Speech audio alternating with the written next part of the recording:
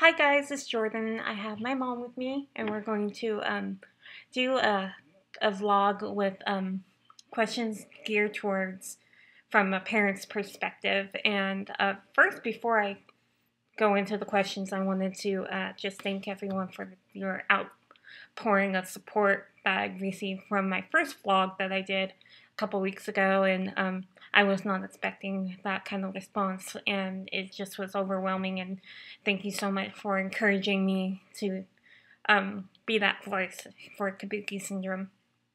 And then hopefully one day there will be a cure. Okay, so this is my mom. Hi. Hi, this is Barb. She has been the biggest supporter of me in with my Kabuki syndrome, and when we found out, we didn't know that I had Kabuki syndrome up until officially last year.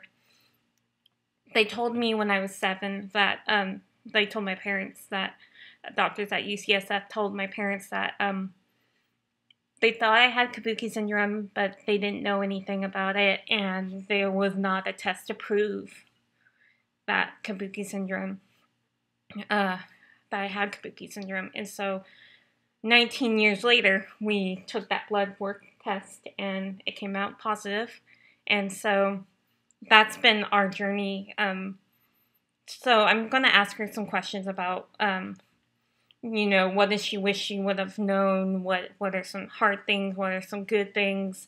How to deal with other siblings that might not have Kabuki syndrome, and yeah. So, Mom, you want to tell them about your pregnancy with me? Well, I was very excited that we were having a baby. We had lost a baby before, Jordan, and pretty far along. And then about 12 weeks or so, I started having problems with Jordan. And so started bleeding.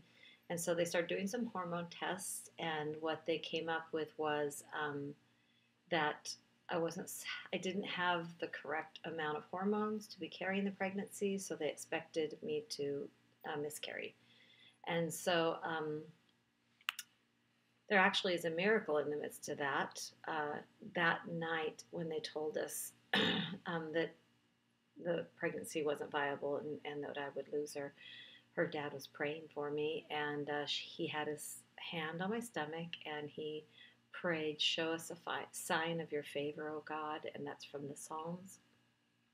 And at that time, I felt movement, and it really was she was too little to feel the baby moving. So anyway, because of that, we went in for the ultrasound the next day with great hope, and they started doing the ultrasound, and they said, "There's some mistake here. This baby's just fine." So because of that, little miracle there, we really feel like God did a healing for her.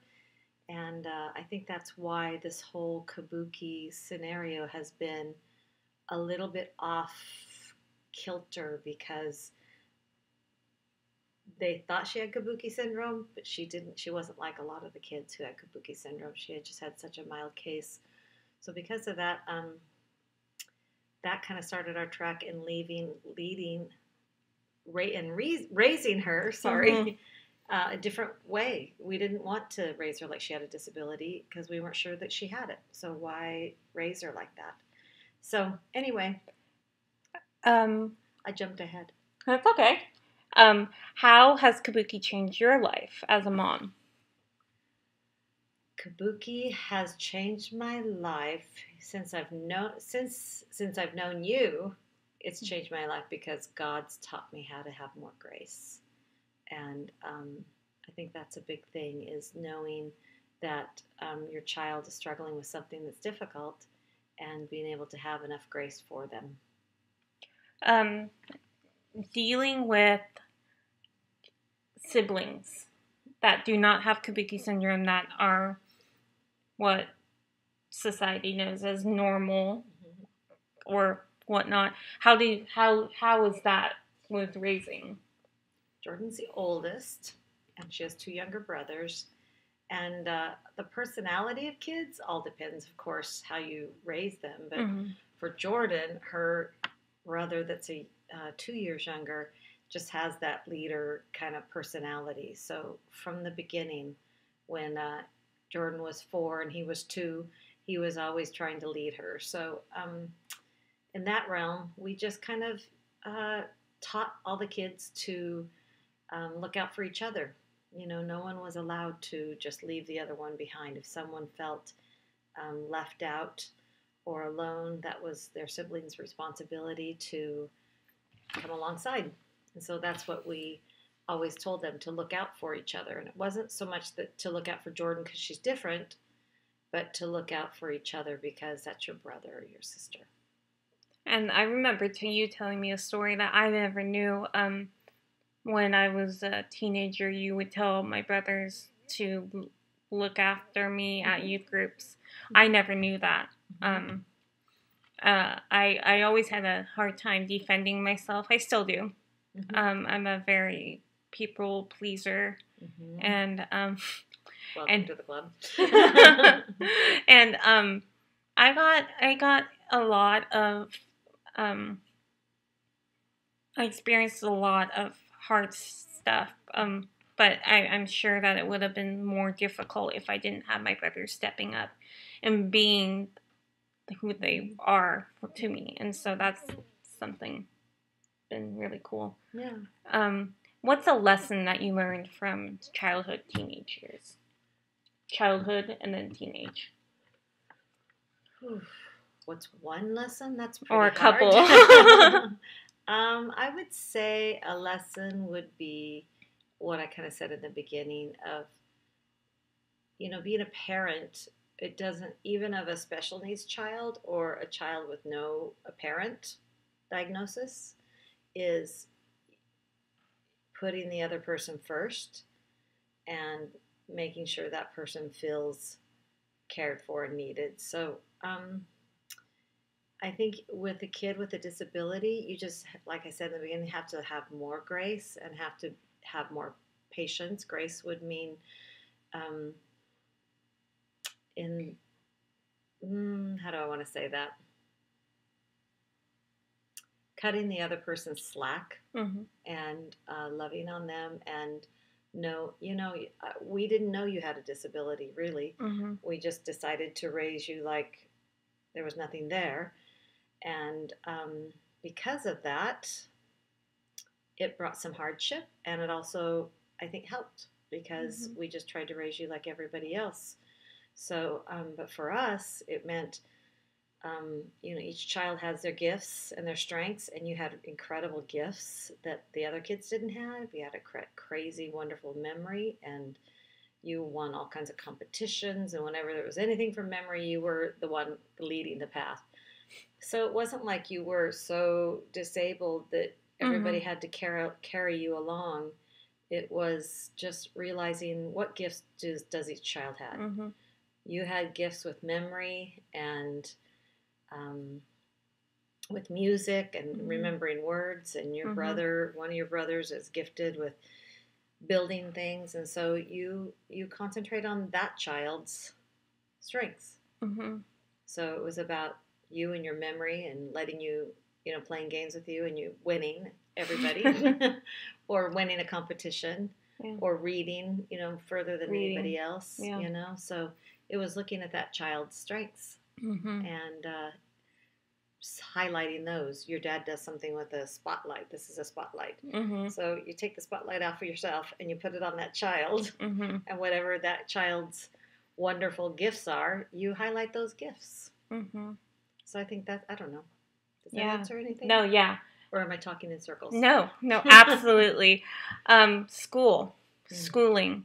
How did you deal with that? Well, we were overseas when we first began. We lived in Japan, and you came to America, and you were in first grade. And you went to a public school, and it was okay. There was some hardships there. We didn't understand, some of your physical limitations, and so we didn't let the teachers know because we didn't understand that you had physical limitations, Mm-hmm. maybe in strength areas. Mm-hmm. And so that was hard because, you got teased and that was Mm-hmm. painful and awful. But as the years went on, we found that the best thing for us was homeschooling. And you did a little bit in a private school, and then you went to a public school, and then we brought you home and did homeschooling, and that gave us all, for all three of you guys, an opportunity to do exactly what I said in the last question, was to highlight your strengths. So it was great for you to learn by reading and for you to enjoy that and let you memorize things. And that just was the right fit for us. We didn't Mm-hmm. have special ed as much as other people did because you weren't categorized to be in that department. You had some speech therapy, but And there physical wasn't therapy too. a little physical therapy from when your knee started dislocating. Mm-hmm. But you didn't have the special ed that Mm-hmm. a lot No. of kids have. Mm-hmm. So And I we just did believe our that own. would have happened if I would have stayed in public school. Yeah. Um, I think we saw a real point where you were kind of declining in public school. Part of it probably was emotional, just being teased and mm-hmm. not feeling confident, and so you just started to withdraw. And had we stayed in that environment, I think you would have, Mm-hmm. continued to decline. I think bringing you home, you were really successful. Okay. Stop talking? No. Last question. Something you wish someone had told you. I wish they would have told me you had Kabuki syndrome. Yeah. I know it's not a very happy thing, but the reason being is, although you try to be a good parent, we blow it, Mm-hmm. and I think I would have had even more grace had we known. Part of your childhood being difficult is us pushing you and trying to get you to go as far as you can. Take responsibility for that, and that's not all negative because maybe that made you go Mm-hmm. further than you would have. Yeah. Right? That's exactly. That's painful to look at as a parent. I have to say, both my mom and my dad, I really could not have grown up in a more loving and caring household. Um, I know God has placed me in this family for a reason, and He has given me this opportunity to share with you guys. And I believe, part involves them as well, not just me, but them. Mm-hmm. My parents, my dad, who is upstairs probably, and hiding, and I really just want to encourage the young families. That's my goal. Is if one kid can spare a heartbreaking situation that I had to go through, then this is what it's all about. It's all worth it. I really wanted to show you guys my face without foundation. I have the classic Kabuki cheeks, rosy cheeks that I really try hard to mask. Too hard. Too hard. Too hard. I have like 3 different things that I put on my cheeks. It's not necessary. But that was one thing that I struggled with teen, still. But I really wanted to show you guys that, and also to go into a little bit of what I wanted to do with the booster that I mentioned last week.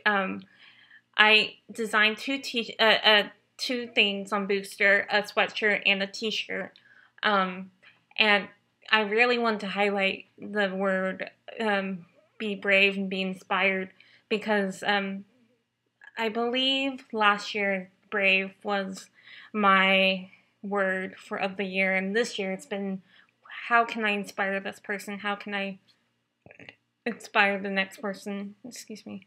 And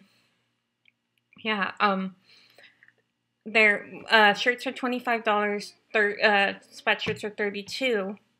And all money goes towards Kabuki night, which is going to be a night where I'm going to share my story and here in Northern California, and have a concert as well. And I would love, love, love to get the word out about Kabuki syndrome. And I believe that's just the beginning.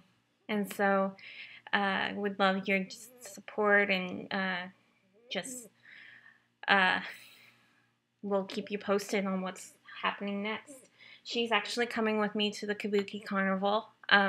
I don't know if I've mentioned that. I'm speaking at the Kabuki Carnival in July in Wisconsin, and this will be her first time meeting anyone besides me with Kabuki syndrome. So we're excited about that. I'm very excited. So if you're near Wisconsin, look up Kabuki's Carnival on Facebook with the K. And we would love to meet you guys. And even if it's the next state over, come out. There are a lot of families coming out. So we want to make it a big event. Alrighty. Thanks, guys. Love you. Bye-bye.